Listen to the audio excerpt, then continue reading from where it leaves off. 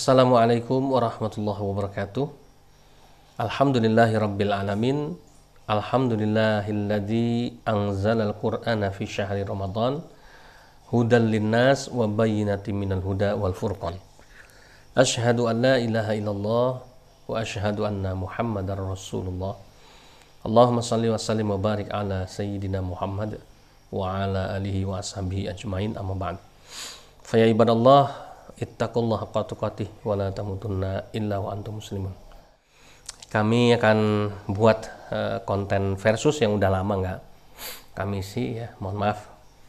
Pakai baju santai ya, karena ini tadi habis tadarusan Quran ya, kemudian menghidupkan malam di bulan Ramadan ya, biar nggak banyak tidur ya. Ikhwafillah, jadi judulnya ini air untuk baptis versus air untuk wudhu. Kami buat konten ini sesungguhnya tidak ada niat untuk menyudutkan Kristen, tidak. Hanya ini untuk perbandingan saja berdasarkan pengalaman kami dan yang masih terjadi saat ini. Dan ini untuk pengetahuan, wawasan kristologi bagi umat Islam supaya tahu betapa bersyukurnya kita jadi orang Islam, karena semua hal yang sudah diajarkan Allah dan Rasulnya itu is the best pokoknya. Ya, makanya di hadis dikatakan wa khairul hadi Muhammad sallallahu alaihi wasallam. Sebaik-baik petunjuk adalah petunjuk yang dibawa oleh baginda Rasulullah Muhammad sallallahu alaihi wasallam. Kenapa? Karena beliau dapat wahyu dari Allah. Nah, ikhwafillah, kenapa sih kok air untuk baptis kita bandingkan, kita versuskan ya dengan air untuk wudhu? Karena ini menarik. Ya, saya dulu jadi orang Kristen dibaptis. Begitu juga di luar sana banyak orang Kristen yang sudah pernah dibaptis. Kemudian ketika saya jadi Islam, saya saat ini orang-orang yang berwudu setiap hari. Minimal sehari 5 kali. Kenapa kalau Islam begitu memperhatikan jenis-jenis air untuk wudu? Karena wudu itu syarat sahnya sholat. Ya, sehingga orang sholat itu menghadap Allah. Allah itu suci. Ya, sehingga nggak mungkin menghadap Allah yang suci. Ya, kemudian dia menggunakan air asal-asalan. Dia pakai air yang ternyata tidak memenuhi syarat-syarat tertentu yang sudah Allah tentukan. Nggak bisa gitu ya. Itulah sebabnya makanya Islam betul-betul detail, rinci ya. Nggak sembarangan. Kenapa? Karena orang berwudu ini untuk membersihkan dirinya, mensucikan dirinya dari hadas-hadas yang ada ya, dari najis-najis yang ada ya. Sehingga ketika menghadap Allah dia sudah dalam keadaan suci, karena air wudhu yang dibuat membasuh dari mulai jari-jari tangan, membersihkan mulutnya dengan kumur-kumur, hidungnya, mukanya, tangannya, ya kanan kiri, rambutnya, hidungnya, kakinya, semua komplit. Maka ketika menghadap Allah Subhanahu Wa Taala sudah dalam keadaan suci, karena dia sudah berwudhu dengan air yang suci dan mensucikan. Kemudian ada satu hal yang berbeda ya.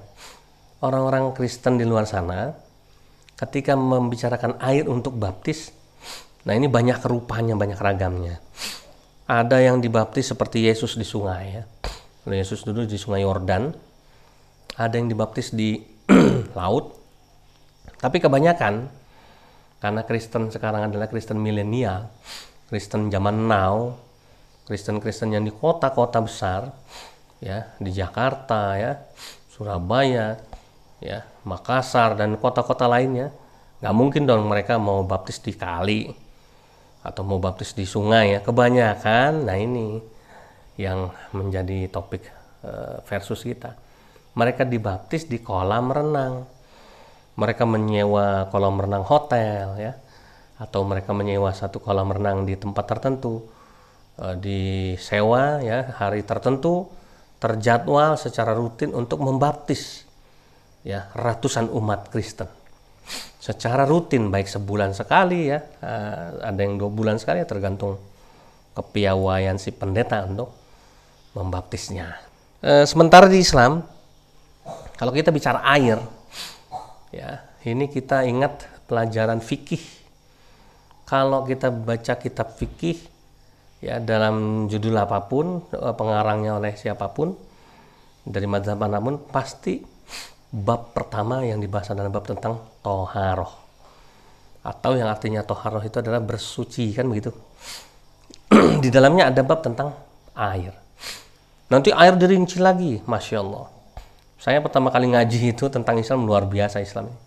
Detail. Ya, air itu ada 4 jenis. Ya, ada air yang bisa suci mensucikan. Ada air yang suci tapi tidak bisa mensucikan. Ya. Ada jenis-jenis air yang bisa dipakai untuk mensucikan apa saja. Nah, ada yang air yang tidak boleh dipakai untuk bersuci, ya. Saya pikir tidak ada agama lain, ya, termasuk Kristen yang pernah saya dalami, yang bisa sekomplit ini. Ya, air yang jelas mutlak bisa bersuci, dipakai untuk bersuci dan mensucikan itu adalah air yang datang dari alam, misalnya ini, ya, dari langit maupun dari bumi, air hujan, air laut, air sungai, air dari mata air, salju, ya, atau mungkin air dari hujan es yang sudah mencair, ya. Ini mohon maaf saya tidak bahas secara rinci dan runtun karena saya bukan lagi mengajar santri, tapi ini saya secara umum biar orang Kristen juga paham, ya, memudahkan orang Kristen lah. Kalau saya bahas menurut misalnya mazhab Imam Syafi'i, panjang lebar, emang orang Kristen mudeng Jawanya keluar, emang orang Kristen ngerti, ya kan enggak. Nah, makanya saya bahas umum saja, ya. Jadi air musta'mal itu air yang sudah dipakai untuk bersuci, ya, kemudian nggak bisa dipakai lagi untuk bersuci lagi kecuali jumlahnya memenuhi syarat tertentu, ya. Ada syaratnya harus 2 kulah, ya. Kemudian air yang sudah berubah warnanya, air yang sudah terkena najis, ya, ini yang tidak bisa dipakai untuk bersuci. Air yang berbau, wah luar biasa.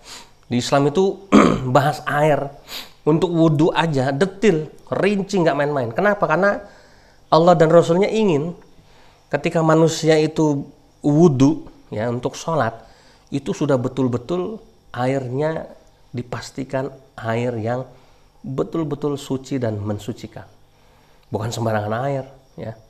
Ketemu air misalnya di jalan, ya, oh ada air nih, udah main cemplung aja bisa untuk wudhu, enggak, kita harus lihat dulu ini air ini memenuhi syarat tidak, ada persyaratan yang harus dicek dulu, ya. Oh ternyata air ini kena panas matahari langsung, belum dingin, bisa nggak? Nah ini lain lagi nanti. Itulah Islam, ya, rinci semua. Mungkin orang Islam bilang, wah jelimet, bukan jelimet, inilah orang pinter. Nah sementara kita lihat pembaptisan di gereja yang banyak di kota-kota besar nih. Yang saya bahas adalah, sekali lagi ingat note-nya, keyword-nya adalah pembaptisan yang dilakukan di kolam renang oleh pendeta-pendeta. Ya, yang di kota-kota, gereja-gereja besar. Ya, menyewa hotel, bayar mahal, sekali baptis bayarnya ratusan ribu, ya, hanya untuk dibaptis di kolam renang, hotel berbintang. Ingat, bukan hotelnya bro, itu air yang dipakai di kolam renang itu, kalau menurut Islam itu nggak memenuhi syarat. Apakah boleh orang Islam wudhu di kolam renang? Tidak boleh, ya, nggak ada orang Islam boleh wudhu di kolam renang. Boleh mandi junub di kolam renang? Tidak boleh, tidak sah. Kenapa? Karena airnya tidak memenuhi syarat untuk bersuci. Nah, orang dibaptis katanya orang yang ingin mensucikan dirinya, sakral, bukan sembarangan orang dibaptis itu, ya, di dalam nama Bapa, Anak, Roh Kudus, ada yang in the name of Jesus only, ya. Kenapa dipakai air yang sembarangan? Masih mendingan gereja-gereja di kampung sampai dia siapkan kolam khusus, ya, diisi air kalau mau ada acara pembaptisan, kemudian dipakai, itu masih mending. Ini kalau di kolam renang, waduh, ya, ini biasanya gereja-gereja besar seperti ini, ya, bayarnya mahal, ya, sampai karena mau dibaptis sama pendeta tertentu yang misalnya terkenal, ini, ya, punya nama. Tapi sesungguhnya air itu tidak sah kalau menurut Islam. Kenapa? Pakai kaporit, yang jelas itu air di kolam renang. Nggak ada kolam renang nggak pakai kaporit, gatal semua itu berenang, ya.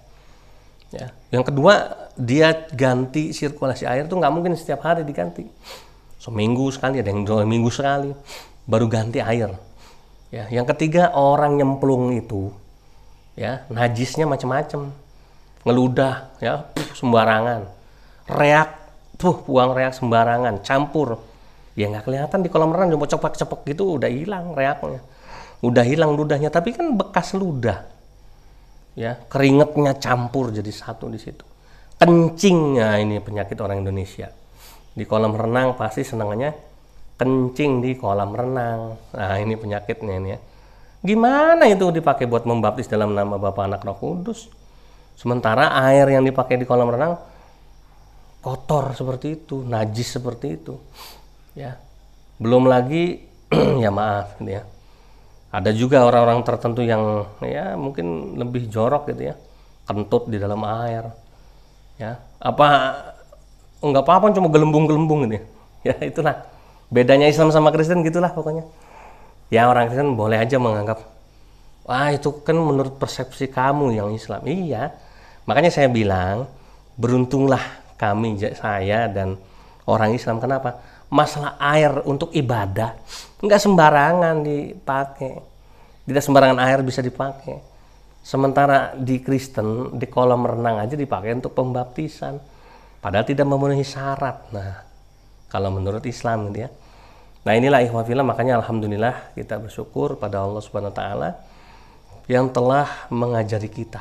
Makanya Al-Qur'an itu adalah hudal linnas, petunjuk bagi manusia, wa bayyinatin minal huda, dan penjelasan tentang petunjuk itu. Jadi Allah sudah memberi petunjuk tuh tentang wudu ya, tentang bersuci, tentang toharoh. Nah rincian-rincian dari petunjuk-petunjuk itu sudah Allah kasih. Nah ini yang luar biasa. Dan furqan, pembeda antara yang hak dan yang batil. Bayangkan, bandingkan yang hak di Islam, air untuk berwudu tidak sembarangan ya dipakai air untuk berwudu, harus air yang memenuhi syarat. Sementara mereka orang-orang Kristen ya untuk pembaptisan saja mereka tidak punya kriteria. Cukup didoain sama pendeta nanti airnya langsung suci lagi. Pak Ustadz hebat memang kalau udah bicara gitu ya. Pendeta bisa mensucikan ya. Sementara di Islam nggak bisa, nggak ada ustadz suci, nggak ada. Yang suci hanya Allah Subhanahu wa taala.